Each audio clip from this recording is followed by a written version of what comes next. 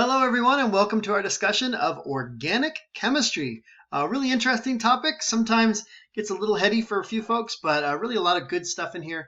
A way to make sure we understand the molecules that make up our bodies. And so that's going to be our focus today. You can be working on these guided notes as you go through this. So take a look at the guided notes, and you can walk through these as you go through the lecture. So as we introduce ourselves to organic chemistry, we need to once again remember that nearly all organic molecules are made of the same 6 atoms. We've talked about these before. We've got a little bit of a weird acronym for them, but they are as follows: carbon, hydrogen, oxygen, nitrogen, phosphorus, and sulfur, or CHOMPs. And again, these are most of the mass of any living thing. Again, there are certainly other things like salts and iron and whatever that we also need, but these are really it. These are the big ones that make up most of the mass of living things. So again, carbon being a really important one for building nearly every molecule, makes 4 bonds, super important, and a big one by mass. Hydrogen, again, the most abundant element in the universe, is also really present in our bodies, capable of making 1 bond. Oxygen makes up a huge part of humans, and it's got the ability to make 2 bonds. Nitrogen, the ability to make 3. And these ones are really the top 4 by far. Phosphorus and sulfur are down at a much lower level, but are really important as well, along with other things like potassium and calcium and so on. But these ones help make these organic molecules. Phosphorus, though its numbers are much lower, is still really important, able to make 3 bonds. We'll talk about the roles that it plays going forward. And then, of course, finally, there is sulfur. And sulfur, not quite as abundant as some of these others, but important in some organic molecules as well. So those are they. These are the things that any living thing needs to put itself together. These are the parts, right? And again, there are a few others, but these are the big ones. So how does an autotroph get the parts that it needs, right? If it doesn't eat anything, how is this tree going to get the parts that it needs? Well, hopefully you know from our last discussions that via photosynthesis, this tree can actually pull in nearly all the carbon it needs to build its body and a good chunk of the oxygen. Through the process of photosynthesis, it brings in CO2 from the air. It's crazy to think about it, but the way you get from a seed to a giant oak tree is pulling carbon out of the air and then a little bit of everything else. But nearly all of the mass of that tree comes from the carbon and oxygen it pulls out of the air. It does, of course, need water, which it also gets from the soil in the form of H2O. So the roots of this tree will reach down and pull in hydrogen and pull in oxygen and use that to build part of its body. Now, phosphorus, nitrogen, and sulfur, it does need a good bit of nitrogen and important amounts of phosphorus and sulfur, and these are mostly brought up from dead or organic material. So other trees and animals and bacteria and whatever that have died, their bodies are left in the soil, and as the roots of the tree go in, they can take up those parts as well. And if they're able to get all these parts, they can build their bodies. They can build all of the important things like DNA and proteins and carbohydrates and all the important molecules that we'll talk about in just a minute. For heterotrophs, it's a little simpler. We get our parts by eating autotrophs or eating other heterotrophs. So if you're a giraffe and you need nitrogen, well, eat a tree and it's got nitrogen in it. Or eat something else that has nitrogen in it. If you're a human and you need nitrogen, eat something that has it in it. And that's how we pretty much get the parts that we need. But how we organize these parts is our focus today, right? There are 4 main molecules or 4 main different groupings of these parts that provide the different functions for living things. And we're going to go over those now. All they are, though, are different combinations of the same parts with a few exceptions. We'll explain which atoms are combined in which molecules, but a lot of it is just recombining the same stuff, these same 6 atoms. The 4 different types of organic molecules that we're going to focus on are carbohydrates or carbs, lipids or fats, nucleic acids, and proteins. So here we go. So get used to this table. We're going to spend some time on it. So again, the first type we're going to talk about, which we have some familiarity with already, are carbohydrates. Carbohydrates get their name from carbon and hydrogen, so it makes sense that they would use both of those atoms to build up their molecules. And yes, they use a lot of oxygen as well. So carbohydrates are built of exclusively carbon, hydrogen, and oxygen. The structure of carbohydrates are rings or combinations of rings combined together. We'll talk about that in just a minute. But that's pretty much how they're built. Rings of carbon with the oxygens and hydrogens off of the sides. Function, carbohydrates are for both short and medium-term energy storage. If you need energy, carbs are most generally the source that you begin with. We've already talked about glucose. Glucose is, of course, the first carb you should think of, and it's that base energy storage for all plants. There are other ways we can store energy as well. We can convert them into other types of carbs. We can convert them into sucrose or ribose or lactose or fructose. Also pastas and other sugars. These are examples of carbohydrates and ways that living things store energy for relatively soon use. So you'll see this across the living spectrum. And we're really familiar with carbs. They get a bad name these days, but we do spend a lot of time interacting with carbohydrates. If you're running a marathon or doing a long bike race, sometimes people will actually eat this stuff called goo or these gels as they run, and those gels are almost pure glucose. Why would you eat pure glucose in the middle of a run? Well, it's immediate energy that you can get access to. And so when you basically eat frosting during a race, you have access to that energy almost immediately. Your body can take that glucose and through cellular respiration, break it down into the energy that you need to run your body. Similarly, like the classic thing to eat at a halftime during a sports event is to eat orange slices. And orange slices, of course, again, have lots of glucose in them and very simple sugars or simple carbohydrates. These simple carbohydrates give you energy quickly. So these girls, when they play the second half of their game, will have the benefit of those orange slices and the energy that they get in the second half of the game. You don't want to eat a steak or a potato in the middle of a game. Those are for much longer energy or for protein building up your muscles again.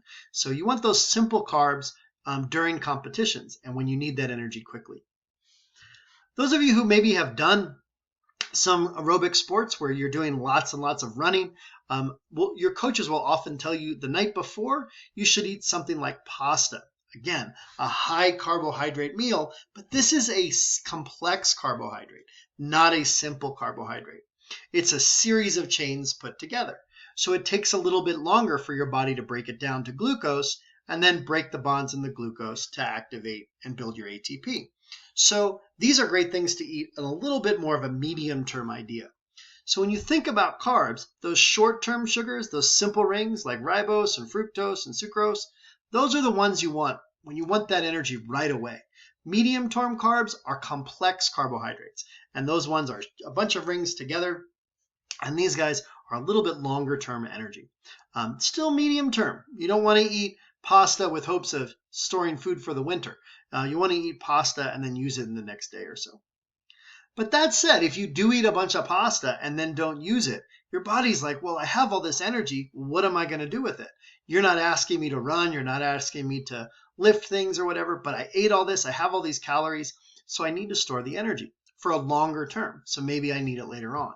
And if that's the case, we move it into the next group called lipids. And lipids or fats are super important for us, and we'll talk about their function in just a second. But in terms of what they're made of the same stuff. They're effectively carbs converted into a new form. So they take, what living things will do is take carbohydrates and then rearrange those atoms to make chains. And I don't know if you've ever heard of fatty acid chains, but that's what we're talking about here, these lipids that are chains of carbon, hydrogen, and oxygen. They really have three separate functions we'll talk about. The one I've already alluded to a little bit is this long-term energy storage. Fats and lipids are ways we store energy for long-term release. All the fat that I got inside my body is for long-term energy storage. So I can use that for a long, long time. Carbohydrates I need to use pretty quickly, but fats, you can use that energy pretty slowly. We also make many of the membranes in our bodies out of lipids. These special kinds of lipids called phospholipids separate one side of a cell from the other, or the inside from the out, or the nucleus of a cell from the rest of the cell, but they're super important. In membranes, we have lipids. And of course, lipids also keep us warm. They're good ways to insulate our bodies as well. Fat's really insulating, and so these all work here too. So lots of different examples of lipids out there. Again, you can almost always think of lipids and fats in the same term. Membranes and sheaths for our neurons, all these stuff are made out of lipids, and they're really important. Then, of course, they're the triglycerides and the phospholipids. Triglycerides are essentially fats that we use for energy storage, and phospholipids are kind of the membranes. But lipids are really important to us. They're important to a lot of organisms, none more so than whales. Whales are really unique organisms in that they migrate really, really long distances to reproduce. They'll go into an area where there's not much food in the wintertime, and they'll reproduce there, like in Baja, Mexico, where there's very little food available for them, but it's a very safe place, free from predation. They'll have their babies there, and then they migrate all the way up to Alaska, and then that's where they eat, and they eat all summer long. So they do most of their eating in the summer, and then they have to migrate really, really far to a much warmer climate in the wintertime. And so they really use lipids a lot in the form of what we call blubber. And so blubber does a lot of good things for whales, and they're all very typical of lipids. First of all, they need to stay warm. Oceans in Alaska and oceans in general can be pretty cold, and lipids will help you stay warm. So this blubber helps insulate those whales. So it does that for them. It also helps them float. Whales need to breathe air, and so every time they have to go to the surface, it's nice to not have to work terribly hard to do that. And being a little bit buoyant and having all that blubber in there to help you float helps. And then, of course, the big one is they store energy for long periods. When you don't eat for months on end, it's good to have an energy store. And that's what whales will do. For much of the wintertime, they won't eat. They'll work off of their long-term energy stores. So lipids are really important to lots of organisms, but here's just an example of how an organism uses lipids to get through its life. Okay, so that's energy. Whether you're talking about carbs or you're talking about lipids, you're talking about energy, whether it's short-term or long-term energy storage. But when we've talked over and over again about what a robot might need to build itself, you need the energy or the battery or the solar panel to do things, but you also need a plan for how you need to build yourself. If you're a little WALL-E-like robot and you're trying to make a new WALL-E-like robot, well, you need to know which parts to put where. And nucleic acids are basically where the plan is in living things. Nucleic acids use carbon, hydrogen, and oxygen. They also use nitrogen and phosphorus. So here you see where we're starting to bring in some of these other atoms that are really important in CHOMPS. The structure is a little complicated, and we're going to get to this a bunch next semester. They use a phosphate, a sugar, and a base. And they put all those together, and you build these really long chains in some cases, and in other cases, these funky little things. We're going to spend a lot of time next semester talking about these. They're very, very important for us, and we'll talk about their structure as we go forward. But for now, the important thing to understand is what they're made of. What's their function? They're for storing information and processing that information. This all probably makes more sense if I give you the examples, so I'll do that now. The big example is DNA. DNA is a nucleic acid. Its structure, of course, is that twisted ladder or double helix. There are other types of nucleic acids, namely RNA. RNA, there are two different kinds, messenger and transfer RNA. We're going to go into the details of those in the next few months, but they have a little bit different structure from DNA. They're still based generally on a phosphate, a sugar, and a base as well.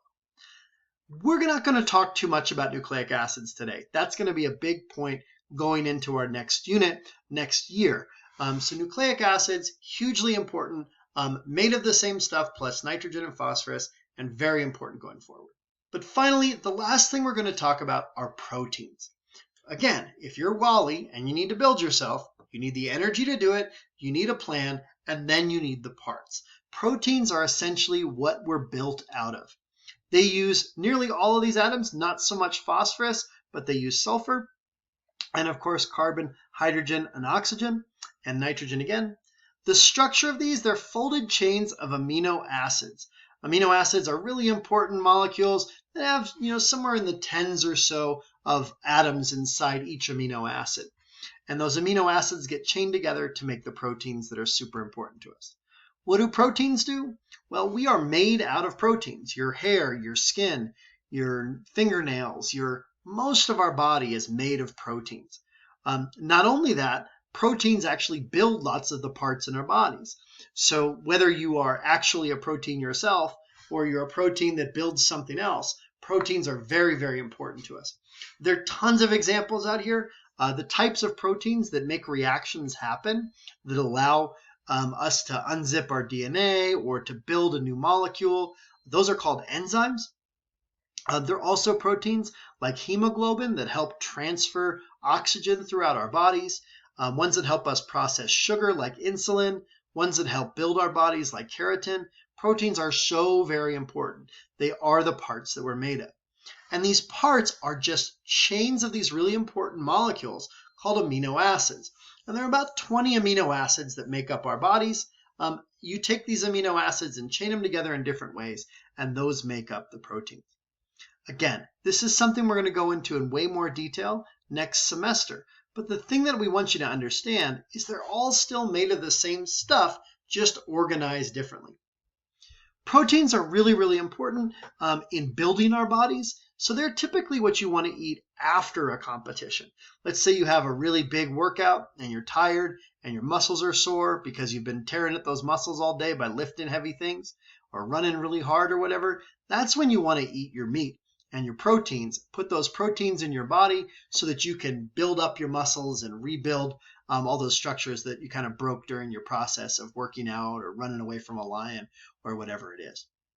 But proteins are really, really important. You need those amino acids. They're not important in terms of energy. They're important in terms of parts. And that's pretty much it. Much like I said before, we're going to spend a lot of time talking about nucleic acids and proteins going forward. So for now, make sure you understand at a high level carbs and lipids, maybe a little less nucleic acids and proteins, but understand their different functions and what they're made of. That's it. That's your introduction to organic chemistry.